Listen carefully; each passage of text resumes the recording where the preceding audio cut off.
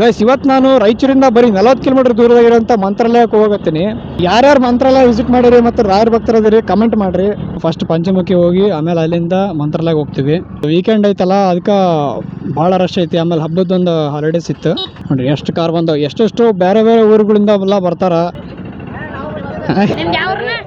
ಅಂದ್ರೆ ರಾಯಚೂರು, ನಿಮ್ದು ಬಾಗಲಕೋಟೆ ಬಂದಿರಿ. ಇದು ನೋಡ್ರಿ ಆಂಜನೇಯ ಸ್ವಾಮಿಯವರ ಪುಷ್ಪಕ ವಿಮಾನ ಅಂತ ಇಲ್ಲಿ ಜನ ನಂಬ್ತಾರ. ಆಮೇಲೆ ಇಲ್ಲಿ ಕಾಲ್ ತಕೊಂಡು ಒಳಗೆ ದರ್ಶನಕ್ಕೆ ಹೋಗ್ತೀವಿ. ಗಾಣದಾಳ ಗ್ರಾಮದಲ್ಲಿ ರಾಯರು 12 ವರ್ಷಗಳ ಕಾಲ ತಪಸ್ಸು ಮಾಡಿದ ನಂತರ ಪಂಚಮುಖಿ ಆಂಜನೇಯ ಸ್ವಾಮಿಯವರು ದರ್ಶನ ಕೊಟ್ಟಂತ ಪವಿತ್ರ ಸ್ಥಳ ಇದು. ದರ್ಶನ ಮುಗಿಸ್ಕೊಂಡು ಹೊಂಟಿವಿ. ಇಲ್ಲಿ ಯಾವ್ದು ನೋಡ್ರಿ ಕರ್ನಾಟಕ ಕೆಫೆ ಅಂತ. ನಮ್ಮ ಕರ್ನಾಟಕದ ಹೆಸರು ಇಟ್ಕೊಂಡು ಮಾಡಕತ್ತಾರ, ಒಳ್ಳೇದಾಗ್ಲಿ ಅವರಿಗೆ. ಇಲ್ಲಿಂದ ನಾವೀಗ ಮಂತ್ರಾಲಯ ದರ್ಶನ ಮಾಡ್ತೀವಿ. ಏನು ಭಯಂಕರ ಬಿಸಿಲು ಐತ್ಲಿ ಅಪ್ಪ, ಸೀಟ್ ಕುಂತು ಸುಟ್ಟೋಗ್ಬಿಡುತ್ತೆ. ಗೈಸ್ ನಾವೀಗ ಪಂಚಮುಖಿ ದರ್ಶನ ಮಾಡ್ಕೊಂಡು ಮಂತ್ರಾಲಯ ಕಡೆಗೆ ಹೊಂಟಿವಿ. ನೀವು ನೋಡ್ತಿರ್ಬೋದು ತುಂಗಾಭದ್ರಾ ಬ್ರಿಡ್ಜ್ ಇದೆ. ಸೊ ಆಲ್ಮೋಸ್ಟ್ ಮಂತ್ರಾಲಯಕ್ಕೆ ಹೋಗೋರೆಲ್ಲ ಇಲ್ಲಿ ನಿಲ್ಲಿಸಿ ಫೋಟೋ ಶೂಟ್ ಎಲ್ಲ ಮಾಡ್ಕೊಂಡು ಹೋಗಿದ್ರು ಅವಾಗ. ಈಗ ನೀರೇ ಇಲ್ಲ ನದಿ ಒಳಗೆ, ಯಾಕಂದ್ರೆ ಸಮ್ಮರ್ ಸೀಸನ್ ಐತಿ. ಒಂದು ಸ್ವಲ್ಪ ಕಬ್ಬಿನಲ್ಲಾರ ಕುಡ್ದೋಗಮ್ಮ. ಹೆಂಗಮ್ಮ? 15 ಒಂದಾ? 2 ಕೊಟ್ಟು. ಹಾಂ ಐದು ಸಾಕ್ರಿ.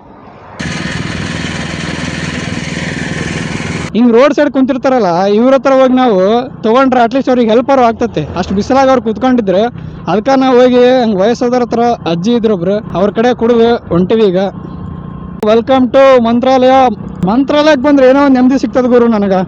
ರಾಯರ ನಂಬಿದ್ರೆ ಯಾವತ್ತೂ ಅವ್ರು ಕೈ ಬಿಡಲ್ಲ, ಅದಂತರೂ ಸತ್ಯ ಐತಿ. ಸೊ ನೀವು ನೋಡ್ತಿರ್ಬೋದು, ಈಗ ಮಂಚಾಲಮ್ಮ ದೇವಿ ದರ್ಶನ ಫಸ್ಟ್ ಮಾಡ್ಕೊಂಡು ಆಮೇಲೆ ಒಳಗೆ ಹೋಗಿ ರಾಯರ ದರ್ಶನ ಮಾಡಬೇಕು. ಒಳಗಡೆ ದರ್ಶನಕ್ಕೆ ಹೋಗ್ಬೇಕಾದ್ರೆ ಎಂತ ಅದ್ಭುತ ಸಾಲುಗಳನ್ನ ಬರ್ತಿದ್ರು. ಕಣ್ ತುಂಬಾ ರಾಯರ ದರ್ಶನ ಮಾಡ್ಕೊಂಡು ಮನಸ್ಸು ತುಂಬಾ ಬೇಡ್ಕೊಂಡು ತೀರ್ಥ ಮತ್ತು ಮಂತ್ರಾಕ್ಷತೆ ಎನಿಸ್ಕೊಂಡು ನಾವು ಹೋಗಿದ್ದು ಸೀದಾ ಪ್ರಸಾದ ತಗೊಳಕ.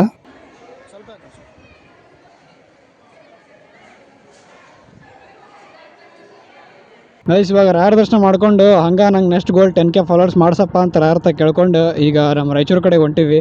ನೀವೆಲ್ಲ ಉತ್ತರ ಕರ್ನಾಟಕದ ಮಂದಿ ಮತ್ತು ಕನ್ನಡಿಗರೆಲ್ಲ ಸಪೋರ್ಟ್ ಮಾಡಿ. ಮತ್ತೆ ನೆಕ್ಸ್ಟ್ ವಿಡಿಯೋದಲ್ಲಿ ಸಿಗ್ತೀನಿ. ಅಕೌಂಟ್ನ ಫಾಲೋ ಮಾಡ್ಕೊರಿ.